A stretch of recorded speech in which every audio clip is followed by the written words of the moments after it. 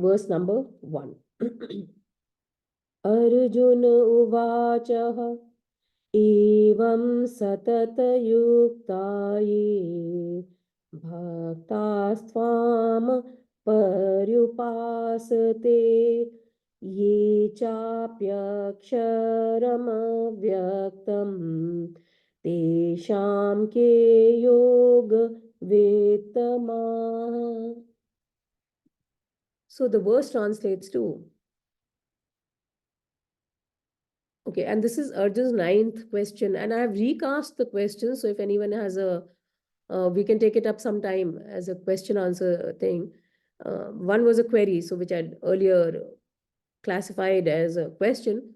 So that I've put as a query only. So now this question becomes the 9th question of Arjun in Bhagavad Gita. And Arjun asks that thus those ever steadfast devotees who worship you, and also those who worship the imperishable and the unmanifest, which of these are best versed in yoga? So this is what the question is. Let's take this up word by word. Arjuna Vach, Arjun said, or Arjun spoke, evam, thus. Satat yukta. Satat means at all times. Yukt, united, or ever steadfast is what the meaning in this particular context is. So Satat Yukta means someone who is ever steadfast. Ye, those. Bhakta is devotees. Thwam, you. Paryupasate, upasana is worship. Paryupasate means worship. Ye, those. Cha, and. Api, also. Aksharam, we had that whole chapter 8 on Akshar Brahm. The imperishable. Avyaktam, unmanifest. Tesham, of these. Ke, who. Yog vittama, better versed or best versed in yoga.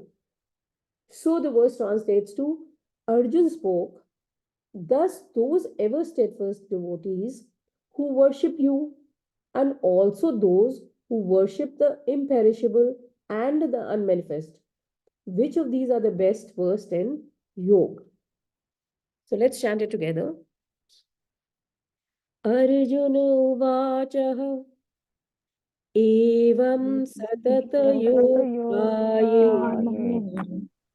bhaktastvamapasate ye chapyaksharam vyaktam tesham ke yog vetamah. So now, in the previous chapter, we saw that Arjun, after seeing the vision of the cosmic form of the Lord, which was the personal form actually of the Lord, and he was overwhelmed, which I just recapped, and the chapter ended with the Lord saying that by single pointed devotion, he may be seen like Arjun has seen him. So this question is a natural corollary to the previous chapter, that and the word evam here is important because it means thus. That means as you have just shown. So it is a hook which connects this chapter to the previous chapter. So Arjuna has seen that the world of plurality is nothing but Lord Krishna. What he is asking is very simple actually and very clear, that worshipping a form, that means a personal form, or the supreme reality, formless reality. So you see, we are talking about what is vyakt and what is avyakt. So what is manifest and what is unmanifest. So when we talk of a form, we are talking about something within a particular structure. And the avyakt or the imperishable is beyond that. So which form of worship is better? Or we can rephrase the question as, worshipping a form is better, or doing formless worship, which is better? or which is a better method of worship, Sagun Bhakti or Nirgun Bhakti. Sagun is with a gun and Nirgun is without a gun. Gun means a structure or a attribute. Okay.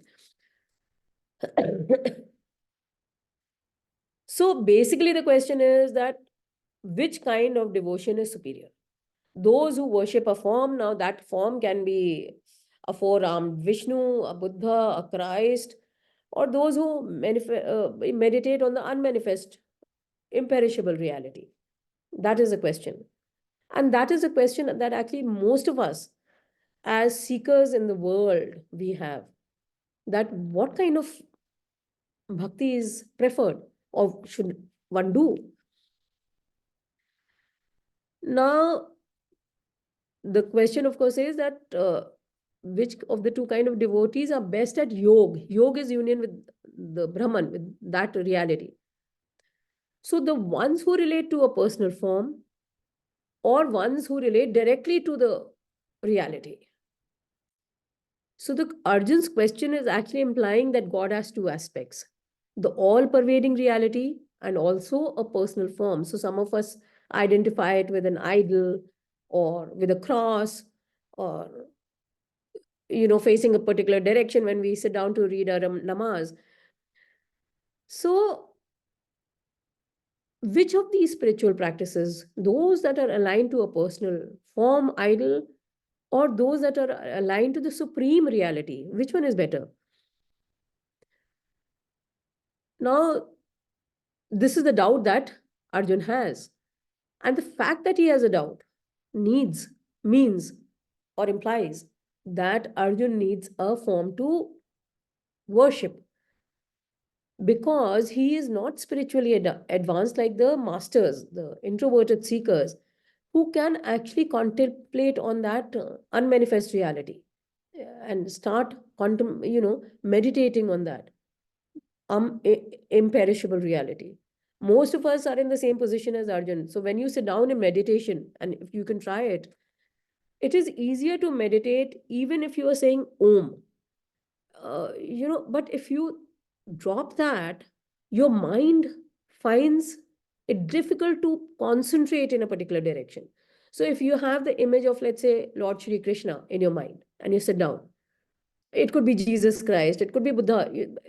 The idol is just uh, the means actually to an end, right?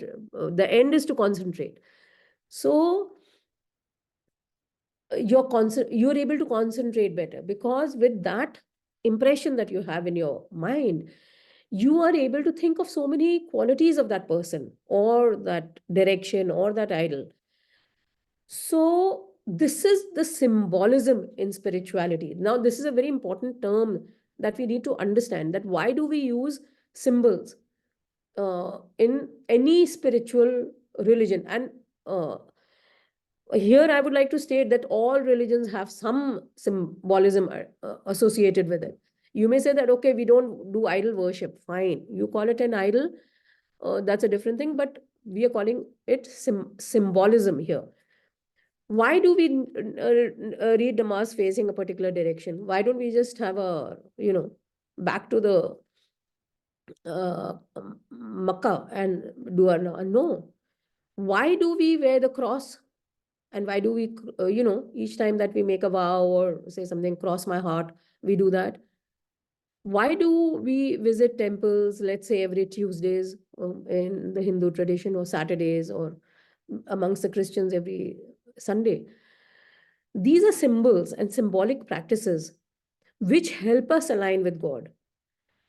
And, they're not just items that you place at the altar. They represent the Lord, that Lord, who represents the entire universe. So what you're doing is, as I think a very common example is given, that Ram Bhakt, तो अगर आप सीधा राम की स्तुति नहीं कर सकते तो लोग हनुमान जी का आश्रय पाते हैं, because Hanuman was that great bhakta. So you think that if I'm a devotee to Hanuman, I will automatically reach Ram. It's the same thing. And actually, Hanumanji has more temples than are dedicated to Lord Ram. Now, so these are the symbolism Okay. And this is not only in religion, it is there everywhere.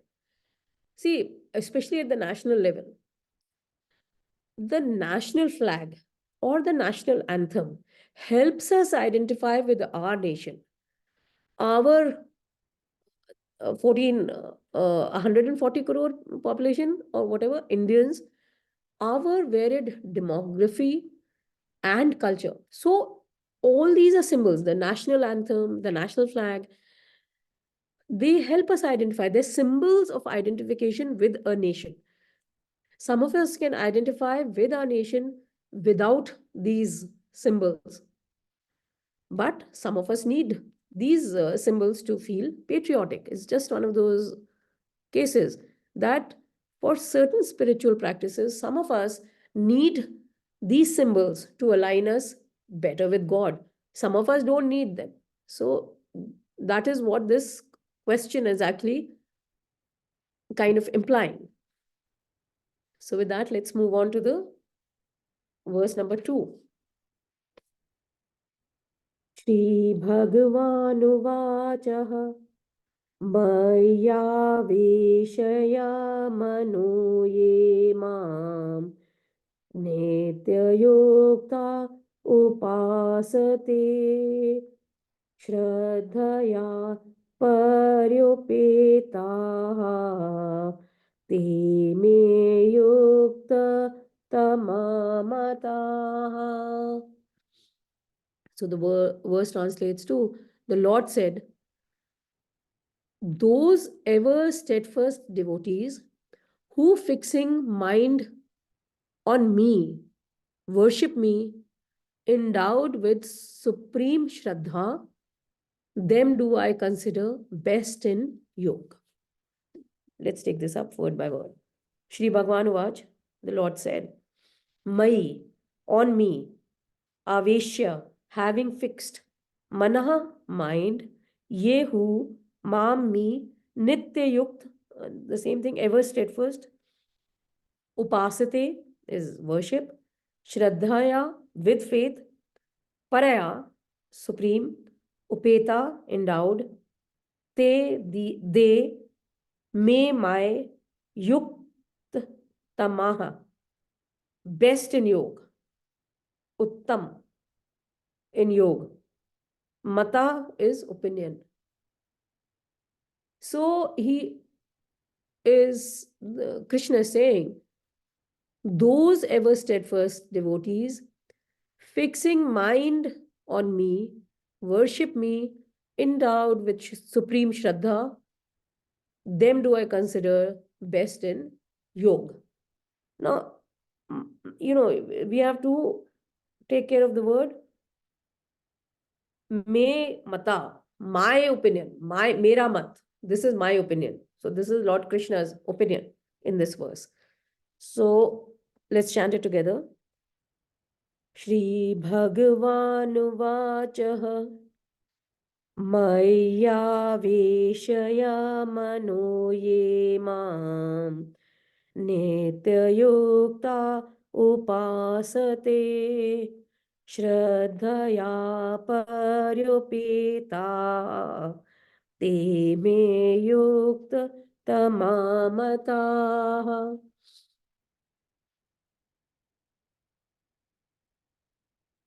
So Krishna says that he considers, in his opinion, the steadfast devotees who worship him or his personal form or a form with Shraddha to be the best in yoga.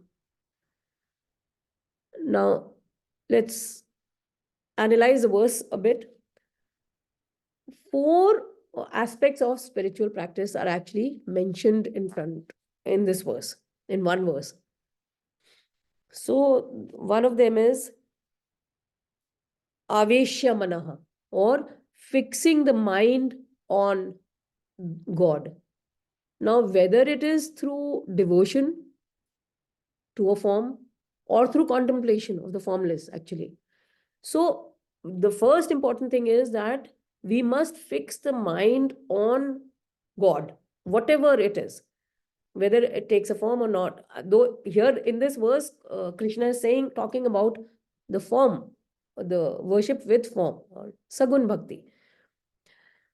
But we should expand and realize that these attributes actually apply to all forms of worship, both Sagun and Nirgun. So in Sagun Bhakti, you go to a church, you go to a mosque, you go to a temple.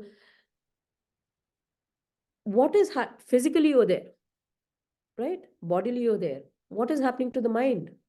The mind is not there. It's running away. It's absent in the temple. It's thinking of what you have to do next. Where is your car parked? So many things. Or my child needs some attention. Maybe my spouse needs something. You're thinking of some worldly gain, and that is what you start asking the Lord for. So the irony is that you're in the house of the God, and God is there to bless us. And we are seeking and thinking of mundane things and not having a dialogue or conversation with just God. So physically we are with God, but mentally we are absent from Him. So this is what fixing the mind on Him is the one aspect of the spiritual practice. Then he talks about devoted to Him, devoted to Him, right?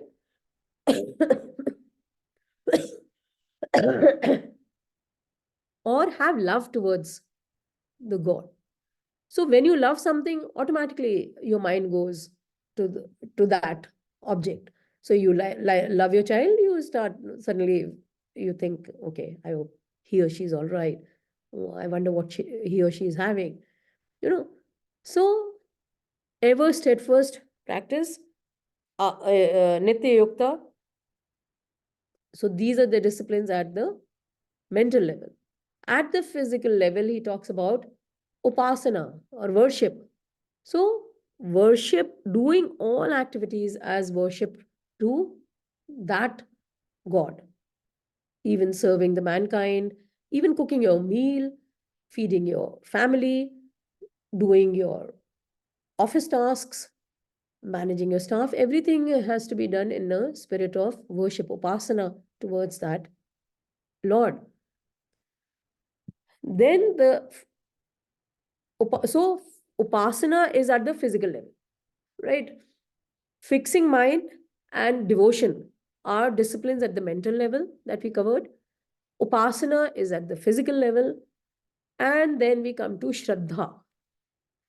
Now, Shraddha is beyond belief. And actually, there is no, even we translate it to faith, but it is beyond faith also. So, Shraddha, if you have Shraddha in something, it is never shaken. Now, when you have face calamity after calamity, one personal grievance after another, after some time you say, oh my God, there is no God. If there was God, why would this happen to me? So your belief can get shaken in such a case. But if you have Shraddha, if you have faith, it'll only get stronger. The more you're knocked around, the more you become convinced that God is there. And someday He will be revealed. So the faith becomes stronger, belief can get shaken. And study of scriptures and reflecting on them is what helps us, stabilize our Shraddha and rationalize our Shraddha. So Shraddha is what we are talking at the intellectual level. So in one verse, disciplines at all the three levels, the body, mind, and intellect, are given for those who are best amongst the yogis. Yogis are the ones who are practicing yoga. Yoga is not that normal yoga exercises that we do. It means attuning ourselves to God. So if we analyze, actually, all these qualities apply both to Sagun Bhakti and to Nirgun Bhakti, form Bhakti and the formless Bhakti. Arjun's question is actually the impetus here for Krishna. And, and so when he says that it is my mat, in my opinion, it is a personalized opinion that Krishna is giving to Arjun when he's talking in this particular chapter. And as we were covering during the recapping of the Bhagavad Gita, see, the eternal laws that govern the functioning of the universe remain unchanged. They've never changed. But their interpretation varies. So, and over generations, various masters have come and imparted to us these eternal laws as per their interpretation, which today we call different religions. The interpretations are based on their understanding and their opinion. So, Krishna is directing his advice to Arjuna in particular, because this is what the setting is. So, to him, he's saying that you should do, form worship, or people who worship him or with a form rank superior to those who worship the formless reality. Also, as the chapter unfolds, we will see the Krishna actually will present before us the pros and cons of both the paths. And then we will understand why he's telling Arjun that he should do, the bhakti with for a form, or with a form. So with that, we conclude our today's session.